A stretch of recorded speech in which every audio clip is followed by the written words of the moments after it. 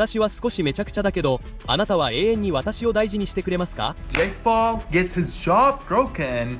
Not only that, but he gets his lower jaw broken from the right and the left side, so both sides. And not only this, following that, he went through an emergency surgery procedure to get that sorted out, and titanium plates were inserted to help stabilize the case. This will take long to in the morning. I can't sleep. My jaw's busted. They wired it up a couple hours ago and it hurts every time I move my mouth. I lost tonight. I gave everything and I still lost. Feels like I let everyone down. I'm not a The moment Anthony Joshua knocked Jake Paul out, the reaction didn't stay inside boxing. It spilled instantly into the UFC world. Within minutes of the stoppage, fighters, coaches, and MMA analysts began weighing in. What they had just witnessed wasn't framed as a normal crossover bout. It was described as a reminder of the gap between elite professional boxing and influencer-driven fights. The knockout became a talking point not because it was unexpected, but because of how decisive it looked. For many in the UFC community, the visual told the entire story. A former heavyweight world champion, calm and composed, systematically breaking down an opponent who had built his reputation through spectacle. The reaction wasn't emotional at first. It was analytical. Fighters recognized the distance control, the patience, and the timing that led to the finish. As clips of the knockout spread, commentary followed quickly. Some UFC fighters described the moment as inevitable,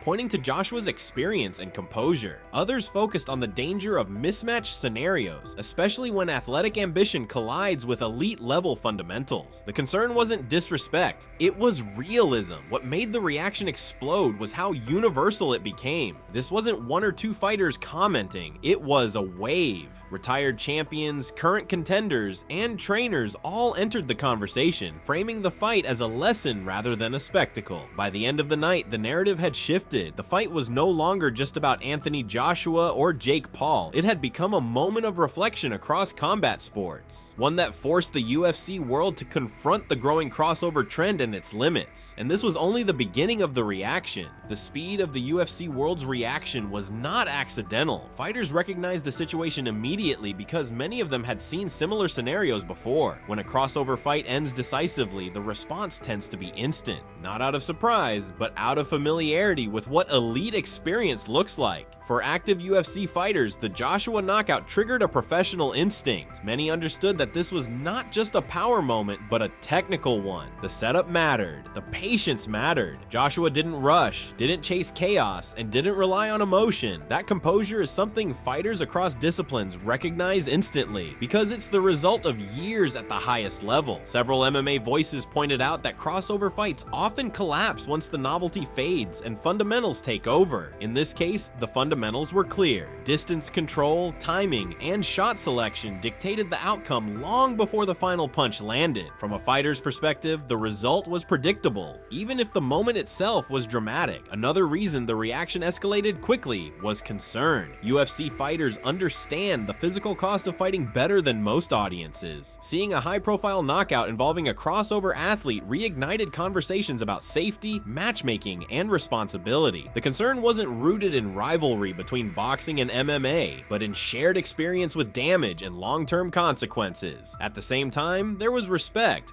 for Joshua's professionalism, and respect for the reality of combat sports. Fighters didn't frame the moment as humiliation, they framed it as exposure to what elite-level preparation truly looks like when there is no margin for error. By the time mainstream sports media caught up, the UFC world had already framed the narrative. This wasn't chaos, it was confirmation, and that understanding shaped every reaction that followed. As reactions poured in, a clear theme emerged from the UFC community: respect for Anthony Joshua's execution. Fighters didn't focus on hype or promotion, they focused on technique, patience, and control, qualities that translate across all combat sports. Several UFC fighters highlighted how Joshua never looked rushed. From the opening moments, he maintained distance, read movement, and waited for mistakes instead of forcing exchanges. To experienced fighters, this was the clearest sign of elite-level preparation.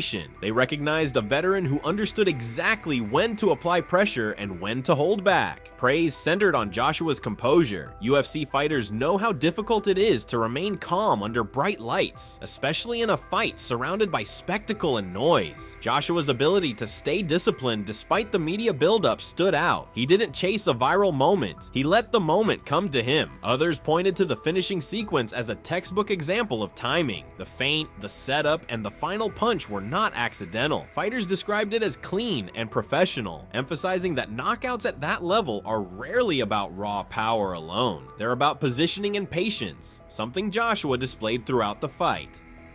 Some UFC voices also framed the performance as a reminder of hierarchy in combat sports, not in an arrogant way, but in a realistic one. World champions exist for a reason. Their experience creates a different rhythm, one that's difficult to replicate without years of elite competition. By this point, the tone of the conversation was clear. Within the UFC world, Anthony Joshua's win wasn't viewed as shocking, it was viewed as correct, and that perspective set the stage for the next wave of reaction, the criticism of the matchup itself.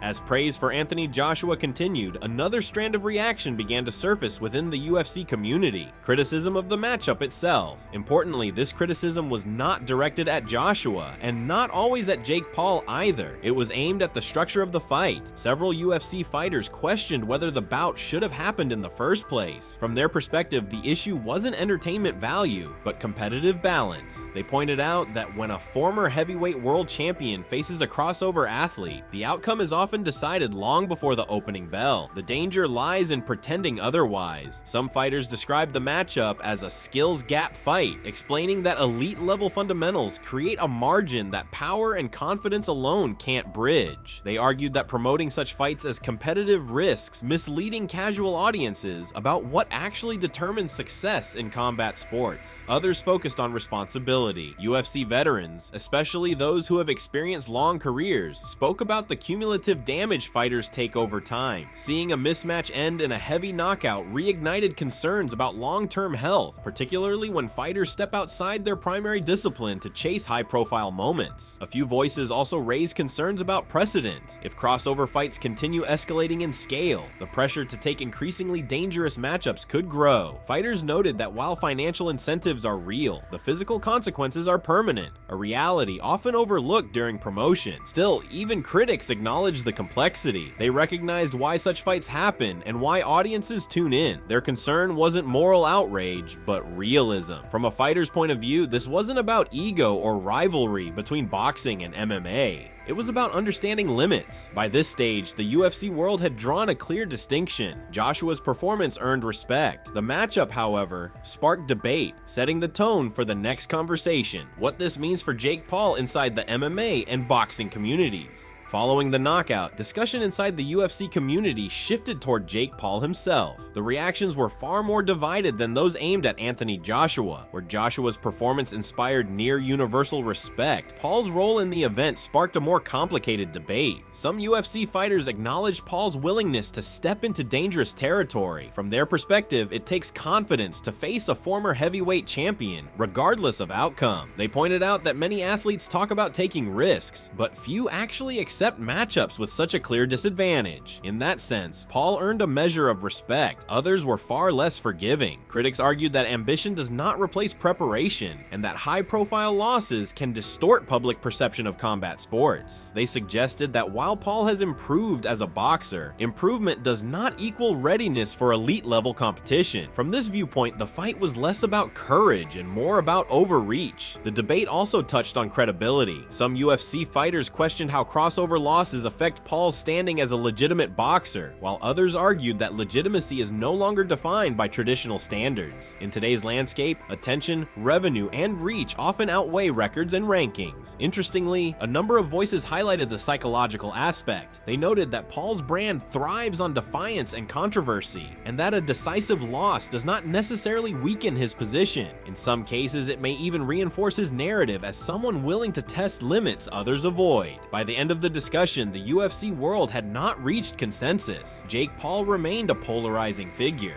respected by some for his ambition, criticized by others for his matchmaking, and watched by everyone. And that polarization set up the next unavoidable question: what does this fight mean for the future of crossover combat sports? As the immediate reaction settled, the UFC world began looking at the fight through a wider lens. The conversation shifted from individuals to the system that made the matchup possible in the first place. For many fighters, Joshua versus Jake Paul wasn't just a fight, it was a case study in where combat sports are heading. Several UFC veterans pointed out that crossover bouts are no longer exceptions. They are becoming a parallel lane within the fight industry. These events exist outside traditional rankings and titles, driven by audience attention rather than sporting progression. Joshua's dominant performance was seen as a reminder of what happens when elite experience meets promotional experimentation. Others emphasize that this fight reinforced the gap between championship-level athletes and celebrity-driven challengers, not in terms of toughness, but in terms of craft. Fighters explained that elite competition creates instincts that cannot be rushed or manufactured. Joshua didn't need to prove he belonged. The fight proved why he already did. At the same time, some UFC voices acknowledge the unavoidable reality. Crossover fights generate massive exposure. They bring new viewers into boxing and MMA, even if the outcomes are predictable. From a business perspective, many fighters admitted that ignoring this trend would be unrealistic. There was also concern. A few fighters warned that repeatedly showcasing mismatched fights risks confusing casual audiences about what elite competition actually looks like. They argued that spectacle should never replace structure, and that the sport must protect its highest standards. By the end of the discussion, one conclusion stood out: crossover fights aren't going away.